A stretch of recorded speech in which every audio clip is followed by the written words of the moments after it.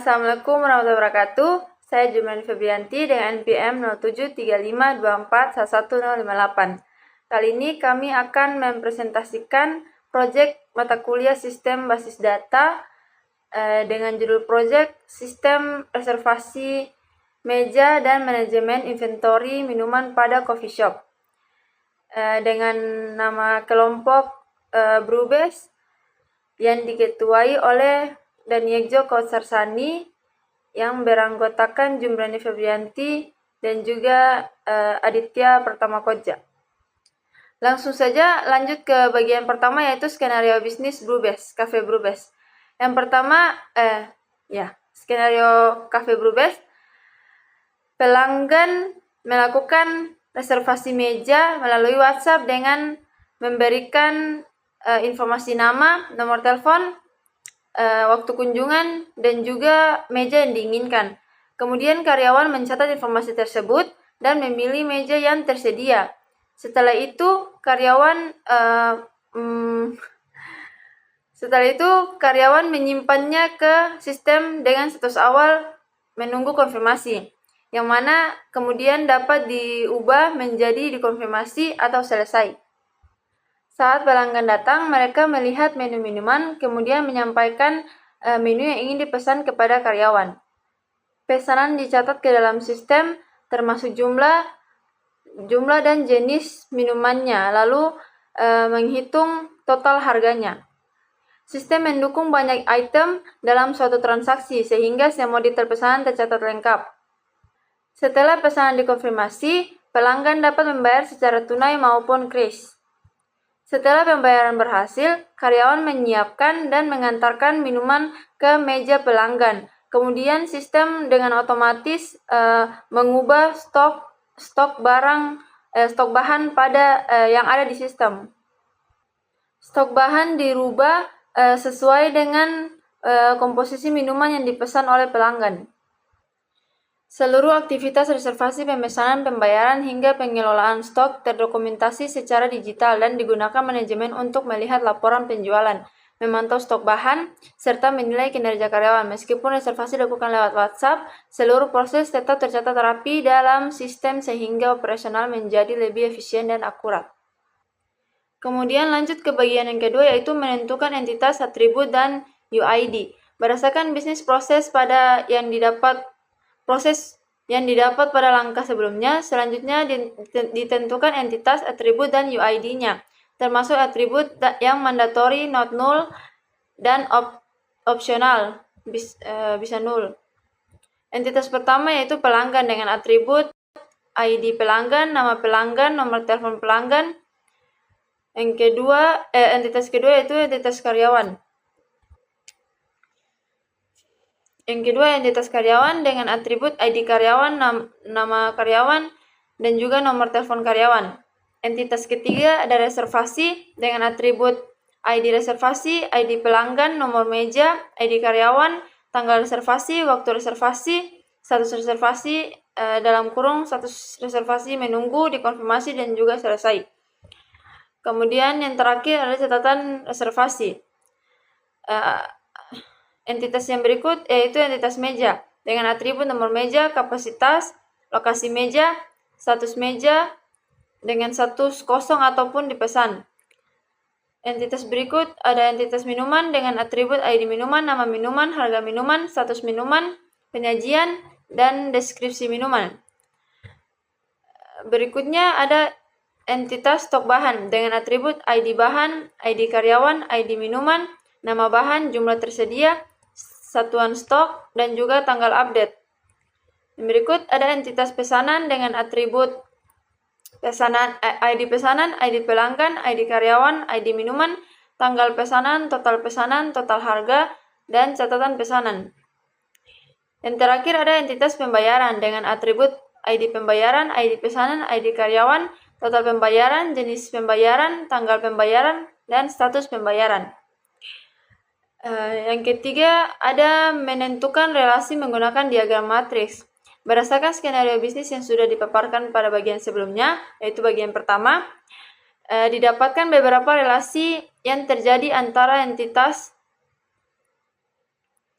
antara entitas-entitas yang sudah ditetapkan untuk memastikan semua relasi terdeteksi. Maka digunakan diagram matriks. Diagram matriks akan membuat relasi yang terjadi dan nama relasi antara entitas-entitas. Penamaan relasi dilakukan dua arah, selengkapnya pada diagram matriks berikut. Yang mana pelanggan melakukan reservasi. Kemudian pelanggan membuat pesanan, karyawan berelasi dengan reservasi. Karyawan menangani reservasi, karyawan memperbarui stok bahan, karyawan mencatat pesanan, karyawan memproses pembayaran. Relasi ketiga, relasi untuk reservasi. Ada reservasi dilakukan pelanggan, reservasi ditangani karyawan, reservasi memakai meja, kemudian meja dipakai reservasi, minuman menggunakan stok bahan, minuman dipesan pesanan, stok bahan diperbarui karyawan, stok bahan digunakan untuk minuman, pesanan dibuat pelanggan, pesanan dicatat karyawan, pesanan berisi minuman, pesanan dibayar pembayaran. Dan yang terakhir itu relasi untuk pembayaran. Pembayaran diproses oleh karyawan dan membayar pesanan. Kemudian pada bagian keempat, menentukan optionality dan cardinality. Entitas pelanggan dan entitas reservasi. Optionality untuk pelanggan dan reservasi. Setiap pelanggan dapat melakukan reservasi opsional. Setiap reservasi wajib dilakukan pelanggan mandatory. Jadi setiap pelanggan dapat melakukan reservasi. Yang mana juga setiap pelanggan tidak dapat melakukan reservasi. Boleh dan tidak boleh. Tapi setiap reservasi itu wajib dilakukan oleh pelanggan. Untuk cardinality-nya, satu pelanggan dapat melakukan banyak reservasi. Dan satu reservasi hanya dilakukan oleh satu pelanggan. Entitas karyawan dan entitas reservasi. Optionality-nya, setiap karyawan wajib menangani reservasi, mandatory. Setiap reservasi wajib ditangani karyawan, mandatory juga. Cardinality-nya, satu karyawan menangani banyak reservasi, one to many. Satu reservasi ditangani satu karyawan, one to one. Yang ketiga, entitas reservasi dan entitas meja. Optionality-nya, satu reservasi hanya memakai satu meja, one to one. Satu meja dipakai banyak reservasi, one to many. Keempat, entitas pelanggan dan entitas pesanan. Optionality-nya, setiap pelanggan wajib membuat pesanan, mandatory. Setiap pesanan wajib dibuat pelanggan, mandatory juga. Cardinality-nya, satu pelanggan dapat membuat banyak pesanan, one to many. Satu pesanan dibuat satu pelanggan, one to one. Lanjut, kemudian entitas karyawan dan entitas stok bahan. Optionality-nya, setiap karyawan wajib memperbarui stok bahan, mandatory. Setiap stok bahan wajib diperbarui karyawan, mandatory juga. Untuk cardinality-nya, satu karyawan dapat memperbarui banyak stok bahan, one to many. Satu stok bahan dapat diperbarui oleh satu karyawan, one to one. Entitas karyawan dan entitas pesanan. Optionality-nya, setiap karyawan wajib mencatat pesanan, mandatory. Setiap pesanan wajib dicatat oleh karyawan, mandatory juga. Cardinality-nya, satu karyawan dapat mencatat banyak pesanan, one to many. Dan setiap pesanan hanya dicatat oleh satu karyawan, one to one. Lanjut, optionality untuk entitas pesanan dan entitas minuman. Setiap pesanan wajib berisi minuman mandatory. Wajib berisi minuman, sama dengan mandatory. Setiap minuman wajib dipesan pesanan, mandatory juga. Untuk cardinality-nya, setiap pesanan bisa berisi banyak minuman, one to many. Setiap minuman bisa dipesan di banyak pesanan, one to many juga. entitas pesanan dan entitas pembayaran.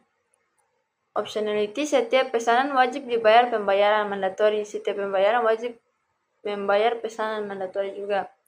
Satu pesanan dibayar satu pembayaran, one to one. Satu pembayaran membayar satu pesanan, one to one juga. Terus optionality dan cardinality untuk entitas karyawan dan entitas pembayaran. Setiap karyawan wajib memproses pembayaran mandatory. Setiap pembayaran wajib diproses karyawan mandatory juga. Satu karyawan bisa memproses banyak pembayaran, one to many. Setiap pembayaran hanya bisa diproses satu karyawan, one to one. Entitas minuman dan entitas stok bahan, optionality-nya setiap minuman wajib menggunakan stok bahan mandatory. Setiap stok bahan wajib digunakan minuman mandatory lagi. Juga cardinality, setiap minuman bisa menggunakan banyak stok bahan, one to many. Setiap stok bahan bisa digunakan banyak minuman, one to many juga.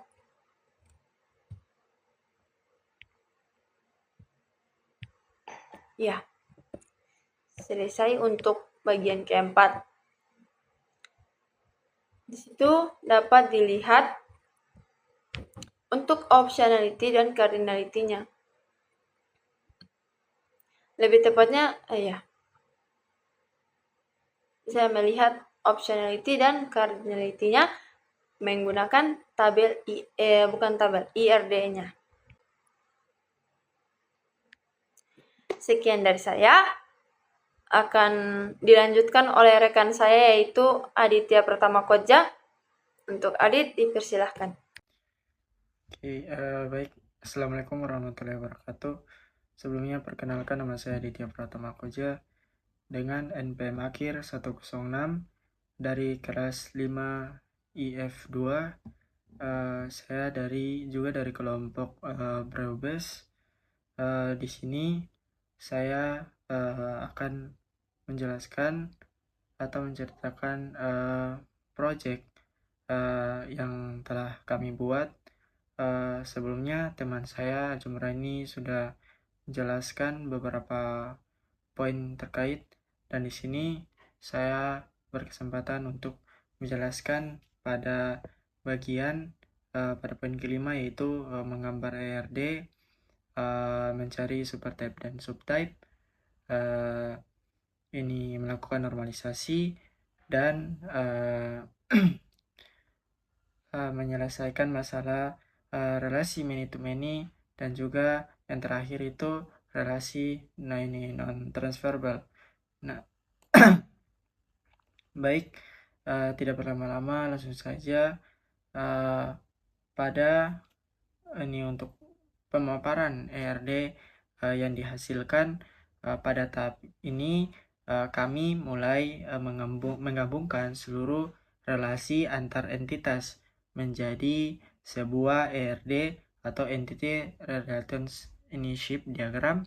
ERD ini adalah gambaran visual dari bagaimana data dalam ini sistem Braubes saling berhubung berdasarkan proses bisnis yang sudah kami analisis.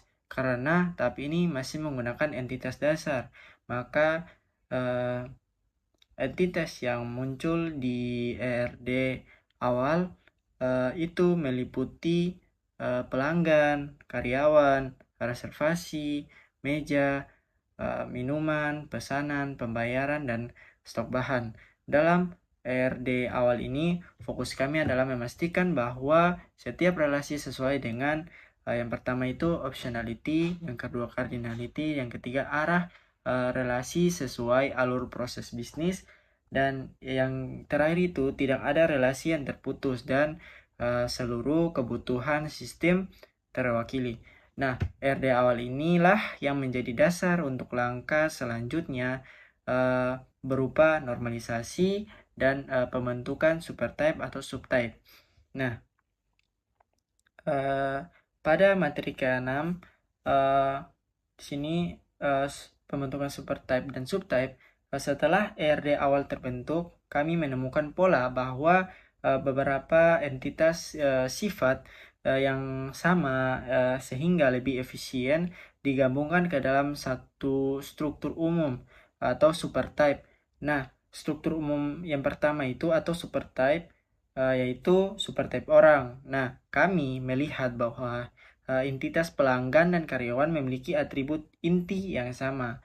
Nah, atribut yang sama yaitu atribut ID, nama, dan nomor telepon. Nah, daripada menduplikasi atribut di dua tabel yang menyatukan ke dalam supertype, orang lalu membaginya menjadi dua subtype. Nah, dua subtype tersebut yaitu pelanggan dan karyawan. Hal ini membuat struktur data lebih terorganisasi dan mengurangi inkonsistensi. Nah, yang kedua itu adalah supertype pembayaran. Nah, pada supertype pembayaran di Prebus terdiri ada dua jenis. Yang pertama itu tunai dan kris. Keduanya memiliki struktur inti yang sama sehingga dibuat supertype pembayaran dengan dua subtype. Nah, dua subtype itu apa saja? Yang pertama adalah pembayaran tunai dan yang kedua itu adalah pembayaran kris. Nah, tujuan pembentukan supertype atau subtype ini adalah yang pertama menyederhanakan relasi, yang kedua menghindari pengulangan atribut, dan menemukan perluasan sistem di masa depan. Terus saya masuk kepada materi yang ketujuh yaitu normalisasi. Nah, normalisasi kami lakukan untuk memperbaiki tabel yang melanggar aturan 2NF serta mencegah redundansi data. Nah, yang pertama itu adalah normalisasi stok bahan. Masalah awal, atribut jumlah tersedia tidak bergantung sepenuhnya pada kunci utama, sehingga berpotensi membuat data stok ganda dan tidak konsisten. Nah, tim kami mempunyai solusi. Solusinya itu kami membuat stok bahan sebagai tabel yang hanya menyimpan stok akhir bahan, sementara riwayat perubahan disimpan terpisah di log stok. Nah, yang kedua itu ada normalisasi pada pesanan. Masalah awal itu adalah satu pesanan ini bisa berisi banyak minuman, tetapi strukturnya masih satu tabel. Nah, solusi yang tim kami dapatkan yaitu kami memecah pesanan menjadi pesanan. Yang pertama itu pesanan header. Nah, pesanan header ini untuk informasi umum. Dan detail pesan, ada yang kedua itu detail pesanan. Jadi detail pesanan ini untuk item-item minuman dalam pesanan. Nah, terus kita terdapat penambahan log stock. Nah, sebenarnya maaf di sini cuacanya sedang jadi mungkin berisik karena hujan. Jadi saya lanjut pada yang ketiga itu ada penambahan log stock. Nah, tabel log stock ini ditambahkan untuk pencatatan riwayat perubahan stok acara profesional secara profesional. Maaf. Tabel ini mencatat ini yang pertama itu jumlah sebelumnya, jumlah baru, siapa karyawan yang mengubah dan tanggal update. Nah, hasilnya database jauh lebih stabil, efisien, dan siap dipakai sebagai sistem operasional. Nah, saya masuk pada materi yang ke-8. Pada materi ke-8, di sini penyelesaian relasi many to many. Nah, setelah normalisasi dilakukan, kami mengecek seluruh relasi many to many yang mungkin terjadi dua relasi utama. Yang awal berpotensi many to many adalah yang pertama itu minuman dan bahan, dan yang kedua itu pesanan dan minuman. Untuk menyelesaikan hal tersebut, kami membuat tabel antara associative entity. Yang pertama itu komposisi minuman untuk relasi minuman dan bahan, dan yang kedua itu detail pesanan untuk relasi pesanan dan minuman. Setelah itu seluruh relasi many to many berhasil diselesaikan sehingga RD tidak lagi mengandung hubungan yang menimbulkan duplikasi data. Nah, di sini pada proyek yang kami buat tidak terdapat relasi many to many seperti yang sudah saya jelaskan tadi. Nah, saya masuk ke penjelasan pada materi yang ke-9 yaitu penetapan relasi non-transferable. Pada tahap ini kami menetapkan beberapa relasi sebagai non-transferable, yaitu relasi yang tidak boleh dipindahkan, diganti, diubah pihak yang terkait setelah transaksi dicatat. Nah, tujuannya adalah menjaga keakuratan histori, integritas transaksi, dan kemudahan audit. Beberapa relasi yang bersifat non-transferable itu terdapat pada pesanan header dan pelanggan. Nah, pelanggan yang membuat pesanan tidak dapat diganti oleh orang lain agar riwayat pembelian tetap valid. Yang kedua, pesanan header dan karyawan. Nah, karyawan ini pencatat pesanan menjadi penanggung jawab tetap dan tidak boleh diganti setelah tercatat. Nah, yang ketiga itu logstock dan karyawan. Jadi, logstock dan karyawan ini identitas karyawan yang mengubah stok harus permanen untuk menjaga akurasi audit. Dan yang keempat itu reservasi dan karyawan. Karyawan yang menangani reservasi tidak dapat diganti untuk menjaga tanggung jawab pelayanan. Jadi, dengan menerapkan relasi non-transferable, setiap alur transaksi memiliki jejak yang jelas, terpercaya, dan tidak dapat dimanipulasi. Mungkin itu saja penjelasan kelima materi yang sudah saya jelaskan tadi, yaitu Oke, Bismillahirrahmanirrahim. Assalamualaikum warahmatullahi wabarakatuh. Perkenalkan, nama saya Denik Joko Sarsani dengan NPM 073524110887. Di sini saya sebagai ketua kelompok dari nama kelompok Drubes. Saya di sini akan menjelaskan proses bagaimana kita melakukan mapping pada proyek kita. Langsung saja untuk melakukan mapping pada tabel meja, kita mungkin ngecek pada diagram IRD yang telah dibuat, di mana untuk gambar IRD yang telah dibuat itu ada nama entitas meja. Setelah itu ada atributnya, itu ada nomor meja, kapasitas, lokasi meja, dan status mejanya. Di sini juga kita coba cek untuk optionality-nya dan mandatorinya, di mana nomor meja ini dia sebagai pemeriki, kapasitas dia mandatori, lokasi meja mandatori, dan status meja ini mandatori. Sebentar. Ya. Setelah kita melakukan pengecekan di mana meja itu nantinya sebagai nama tabelnya dan atributnya itu sebagai nama kolomnya. Kita coba cek di sini untuk tabel meja, di mana nama meja terus ada singkatannya itu MJA, dan di sini ada key-nya itu ada primary key untuk kolom nomor meja. Setelah itu ada kolom kapasitas, dia mandatory, kolokasi meja sebagai optionality juga mandatory juga, dan status meja itu mandatory juga. Terus tipe data untuk nomor meja di sini untuk number dan persisnya 3, dan kapasitas number juga dengan persisnya itu 2, dan lokasi meja varchar 2 dengan persisnya itu 20, dan status mejanya itu tipe datanya varchar 2 dengan persisnya 10. Itu. Kenapa di sini untuk nomor meja menggunakan tipe data number, kapasitas kenapa number, dan varchar 2 kenapa lokasi meja dan status meja itu kenapa varchar 2. Di sini nomor meja itu kita gunakan agar konsepnya itu untuk copy shop yang kita bangun, sistem copy shop yang akan kita bangun itu kita sudah tentukan untuk meja-meja yang ada gitu. Contohnya meja 1, meja 2, meja 3, di mana meja itu dia sebagai pembeda. Jadi tanpa ada nama kayak meja itu M110, nggak perlu kita pakai nomor meja saja sebagai pemerikinya. Lanjut untuk kapasitas juga number, karena kita tahu untuk satu meja itu bisa berapa orang, bisa 4 orang kek, bisa 2 orang kek. Nah, itu sebagai tipe datanya number aja. Jadi 2 itu menambahkan buat cuma 2 orang aja. 4 itu sebagai 4 orang saja. Terus lokasi meja di sini varchar 2.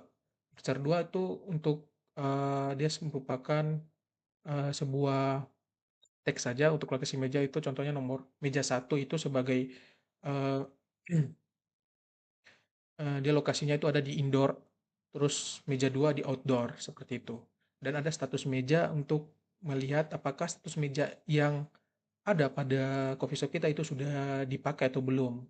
Jadi kita coba cek, contohnya studi kasusnya untuk meja satu ini sudah dipesan, maka akan menampilkan bahwa meja satu sudah dipesan. Nah, contohnya lain itu nomor meja 2 itu masih kosong nih, berarti belum ada yang ditempatin, seperti itu. Oke, kita lanjut ke reservasi. Sama halnya dengan meja tadi kita coba cek untuk gambar di IRD-nya. Di sini ada entitas reservasi dengan kolomnya itu ada ID reservasi sebagai primary key dan nomor meja itu sebagai FK pertama yang mewarisi datanya pada tabel meja. Ada ID orang pelanggan dan ID orang karyawan, di mana dia mewarisi eh, data pada entitas orang, merupakan ID orang. Seperti itu. Lanjut ada atribut tanggal reservasi, waktu reservasi, status reservasi, dan catatan reservasi. Nah, di sini untuk tanggal reservasi, di mana dia singkatannya itu RSF. Setelah itu ada kolom ID reservasi, di mana merupakan primary key. Setelah itu dengan tipe data varchar 2 dan persisnya 7 dan nomor meja. Nah, nomor meja ini dia merupakan FK pertama dan opsionalitasnya itu wajib, di mana untuk tipe data dan persisnya itu harus sama dengan tipe data yang kita mewarisi pada tabel tersebut. Contohnya di sini kan kita mewarisi nomor meja pada tabel meja. Itu tipe data dan persisnya itu harus sama. Seperti ini untuk nomor meja itu number dan persisnya 3 sesuai. Lanjut untuk ID orang pelanggan dan ID orang karyawan, di mana dia juga mewarisi datanya pada tabel utama itu tabel orang. Di mana untuk varchar 2 tipe data dan persisnya itu juga harus sama. Lanjut, di sini ada tanggal reservasi, waktu reservasi, status reservasi, optionality itu mandatory semua, dan untuk tanggal reservasi sebagai tipe datanya itu date, untuk tanggal. Lanjut untuk waktu reservasi varchar 2 dan status reservasi itu varchar 2 juga. Di sini optionality untuk catatan reservasi, arti dia tidak wajib untuk diisi untuk catatan reservasinya. Seperti itu. Saya rasa cukup untuk penjelasan mengenai mapping. Saya lanjut dengan eh, perintah SQL DDL.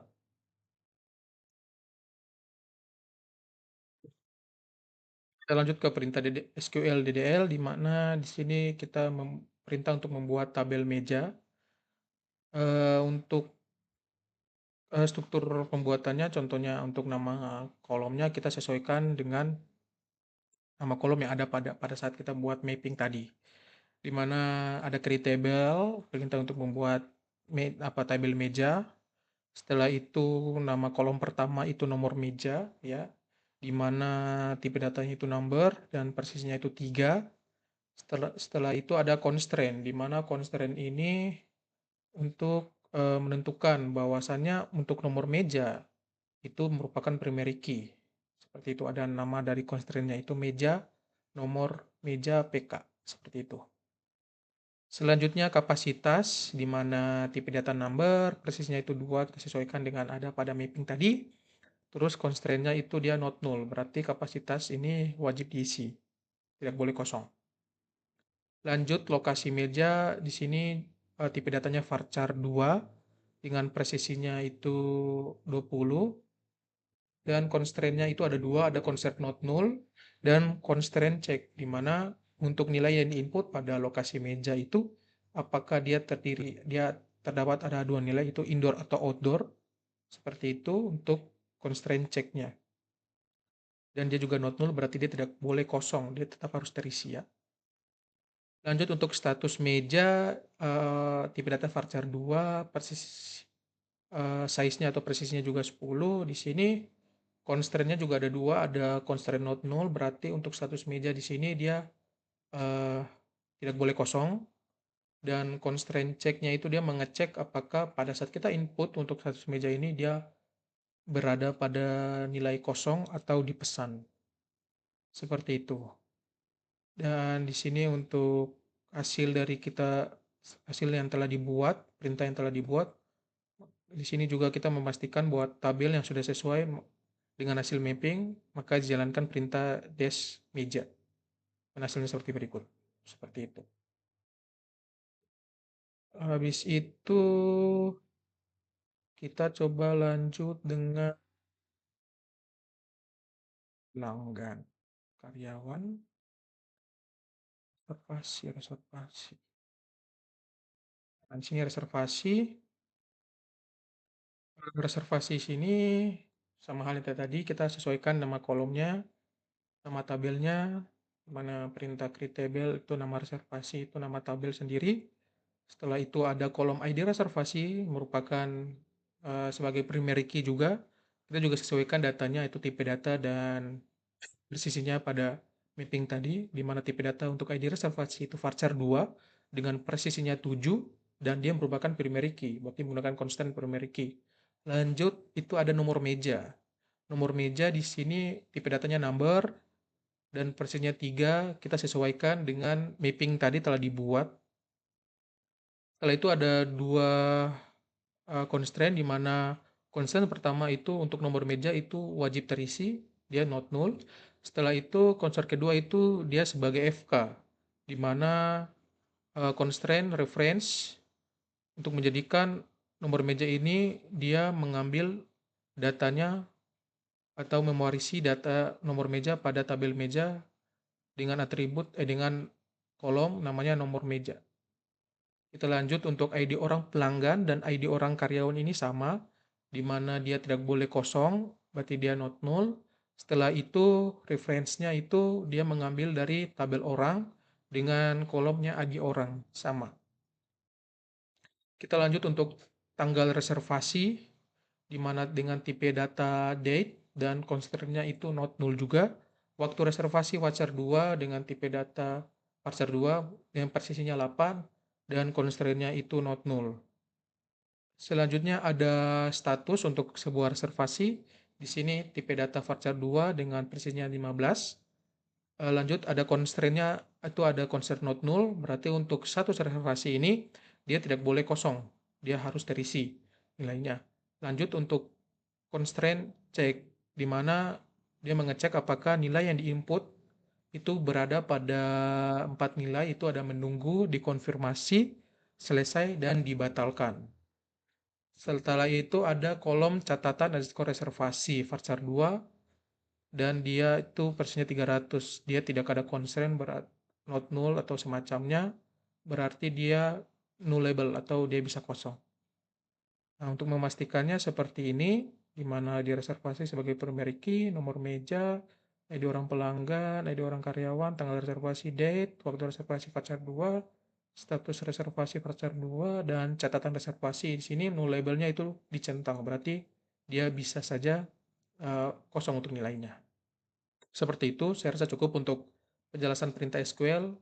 Kita lanjut untuk penjelasan mengenai insert atau memasukkan data. Nah, kita contohnya sesuai dengan contoh sebelumnya menggunakan tabel meja seperti ini. Nah, di sini untuk cara yang dipakai itu format datanya itu diinput satu persatu ya, dengan menyebut nama kolom. Di mana kita jalankan untuk baris pertama dulu. Insert into meja untuk nama kolom yang ditentukan, nomor meja, kapasitas meja, lokasi meja, dan status meja. Di mana nilainya itu untuk nomor meja itu nomor meja 1, dengan kapasitas meja 1 itu ada 5 orang, dan lokasi meja 1 itu ada di indoor, dan status mejanya itu dipesan. Anggaplah ada orang yang sudah melakukan reservasi lah. Jadi dipesan, contohnya itu satu baris itu dulu. Yang lain juga sama, tapi ada yang ini. Contohnya ini untuk meja keempat, di mana kapasitasnya 4 juga, 4, dan lokasi meja itu berbeda, dia tuh di outdoor, dan status meja itu kosong atau belum dipesan. Seperti itu. Dan ini hasil data yang kita sudah input, di mana memerintahkan perintah untuk select from meja. Seperti itu.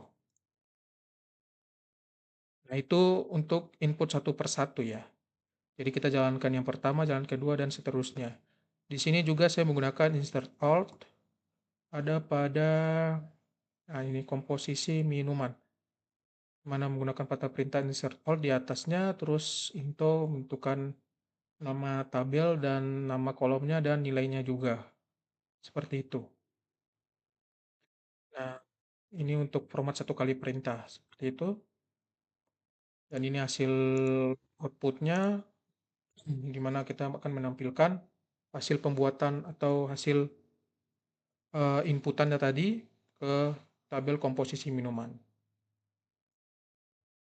Oke, saya rasa cukup untuk penjelasan mengenai perintah perintah SQL untuk memasukkan contoh data pada tiap tabel. Seperti itu. Saya lanjut dengan perintah join. Nah, perintah join di sini ada tiga perintah, yaitu ada natural join dan join using, dan ada tambahan juga, itu perintah join on. Seperti itu. Nah, untuk yang pertama natural join di sini ada untuk tabel orang dan tabel pelanggan, di mana ada select from orang. Untuk natural joinnya itu pelanggan. Di sini akan menampilkan bahwa tipe orang yang dengan nama pelanggan, tipe orang pelanggan akan ditampilkan saja. Selanjutnya ada tabel orang dan tabel karyawan. Di sini menggunakan natural join, di mana PKFK-nya juga ID orang, sama keduanya. Dia kalau untuk karyawan, dia akan menampilkan tipe orangnya itu karyawan saja, seperti itu. Lanjut untuk join on di sini, eh, dia menampilkan tabel untuk menghubungkan tabel header, pesanan header, dan tabel pelanggan. Di itu ada select, terus PH di sini sebagai singkatan dari pesanan header, terus ID pesanan, terus ada PEL ini nama, PEL ini merupakan singkatan dari pelanggan, mana akan dia menampilkan nama dari pelanggan gitu yang melakukan pesanan. Lanjut setelah itu ada tanggal pesanan dan total harga merupakan kolom dari pesanan header, karena di sini ada singkatan, ada 3 tabel yang berasal dari pesanan header dan 1 tabel dari pelanggan, yaitu PLN nama. Setelah itu from asal itu pesanan header dengan singkatan PH untuk mencocoklogikan nama singkatan juga kita perlu input. Setelah itu ada join orang. Orang di sini untuk tabel untuk menghubungkan tabel orang. Terus on ini untuk pesanan header dengan kolom ID underscore orang, ID underscore orang pelanggan, itu nilainya itu sama dengan pelanggan itu ID orang pada tabel orang. Seperti itu. Dikarenakan eh, tabel pesanan header dan tabel orang di ya tabel pesanan header dengan atribut ID underscore orang underscore pelanggan itu tidak ada, atau istilahnya itu eh, perubahan penamaan, tapi nilainya tetap sama, di mana untuk ID underscore orang underscore pelanggan, dia itu nilainya itu dari ID orang pada tabel orang. Cuman penamaannya saja yang berbeda. Seperti itu. Makanya kita menggunakan join on, dan juga kita juga menghubungkan dua eh, nilai yang sama. Contohnya ada kolom ID orang underscore pelanggan dan ID orang underscore karyawan, yang dapat mengetahui bahwa pesanan ini itu dilakukan oleh siapa, pelanggan siapa yang melakukan, dan karyawan siapa yang menangani. Seperti itu. Dan juga ini karyawan juga sama. Contohnya di sini untuk PSN, pesanan dengan nomor 002. Nomor pesanannya itu PSN 002, di mana nomor pelanggan itu, nama pelanggannya itu Salmin yang melakukan pesanan. Setelah itu tanggal pesanannya itu 2 Desember 2025, dan total pesanannya itu harganya 92.000. Dan karyawan yang tangani untuk PSN 002 itu ada namanya Adit. Di sini Adit yang menangani pesanan dengan nomor pesanan atau ID pesanan itu PSN 002. Seperti itu.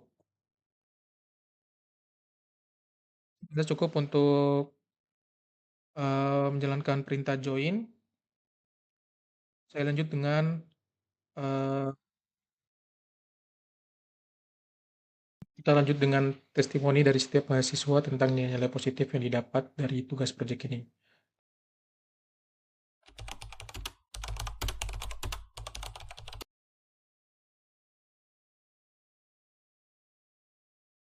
Nilai positif dari proyek yang saya dapatkan ini atau yang tim kami dapatkan. Nah, dari pengerjaan proyek ini, tim kami mendapatkan banyak nilai positif yang benar-benar terasa selama proses penyelesaian. Kami belajar bahwa merancang database bukan hanya soal menggambar kotak dan garis, tetapi bagaimana memahami proses bisnis secara nyata dan menerjemahkannya menjadi struktur data yang rapi dan konsisten. Proyek ini membuat kami semakin terbiasa berpikir sistematis, memecah masalah besar menjadi langkah-langkah kecil, dan menerjemahkannya menjadi struktur data yang rapi dan konsisten. Proyek ini membuat kami semakin terbiasa berpikir sistematis, memecah masalah besar menjadi langkah-langkah kecil, dan memastikan setiap keputusan desain punya alasan yang kuat. Selain itu, kami belajar pentingnya komunikasi dan kerjasama. Setiap bagian saling terhubung, sehingga kami harus berdiskusi, menyamakan persepsi, dan membagi tugas dengan adil. Dari situ, kami sadar bahwa kualitas sistem tidak hanya bergantung pada kemampuan individu, tetapi juga pada koordinasi dalam tim. Nah, kami juga mendapat wawasan baru tentang konsep-konsep teknis seperti supertype atau subtype, normalisasi, penyelesaian relasi many to many, serta pentingnya relasi non-transverbal untuk menjaga histori dan integritas data. Hal-hal yang sebelumnya hanya kami pelajari dari teori kini terasa jauh lebih masuk akal karena kami menerapkannya langsung. Dan secara keseluruhan, proyek ini melatih kami untuk lebih teliti, lebih sabar, dan lebih memahami bagaimana sistem dibangun dari nol sampai siap digunakan. Pengalaman ini membuat kami lebih percaya diri dan merasa lebih siap menghadapi proyek serupa di dunia nyata. Mungkin itu saja nilai-nilai positif yang mungkin saya atau tim kami dapatkan. Saya mohon maaf jika selama penjelasan ini terdapat salah kata. Sekian, mungkin itu saja. Terima kasih. Wassalamualaikum warahmatullahi wabarakatuh. Nah, testimoni setiap mahasiswa tentang nilai-nilai positif yang dapat didapatkan dari tugas proyek ini, menurut saya melalui pelaksanaan tugas proyek ini, saya memperoleh banyak nilai positif yang sangat bermanfaat baik dalam proses pembelajaran maupun pengembangan kemampuan diri.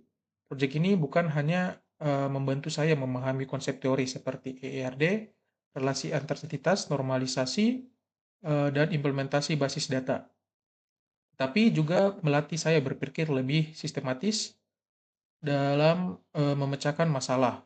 Saya belajar bagaimana menerjemahkan kebutuhan sistem menjadi model data yang terstruktur, memastikan setiap relasi memiliki makna logis, serta mempraktikkan berbagai bentuk perintah SQL. Selain aspek teknis, tugas ini juga memberikan nilai positif dalam hal kedisiplinan, tanggung jawab, dan kerja mandiri. Saya diajak untuk lebih teliti dan sabar ketika menganalisis kesalahan, baik saat mendesain ERD maupun ketika terjadi error pada query SQL. Proses revisi berkali-kali membuat saya menyadari pentingnya meningkatkan ketelitian dan perencanaan sejak awal. Dan tugas ini juga membantu meningkatkan kemampuan saya dalam membaca dokumentasi, memahami betul contoh dari dosen, serta beradaptasi saat struktur data kompleks seperti entitas dengan PK atau primary key, gabungan atau subtype dan supertype-nya. Yang tidak kalah penting juga, proyek ini mengajarkan saya arti penting kolaborasi dan komunikasi. Diskusi dengan teman atau dengan kakak-kakak membantu memperluas cara pandang saya terhadap desain sistem dan logika relasi database. Melalui proyek ini, saya merasa lebih percaya diri dalam membangun sistem yang rapi, logis, dan siap diimplementasikan secara keseluruhan. Tugas proyek ini memberikan pengalaman praktik yang sangat berharga sebagai bekal saya dalam menghadapi mata kuliah lanjutan maupun dunia kerja di bidang teknologi informasi. Sekian dari saya mohon maaf jika ada kesalahan ucap. Wabillahi taufiq walhidayah. Wassalamualaikum warahmatullahi wabarakatuh.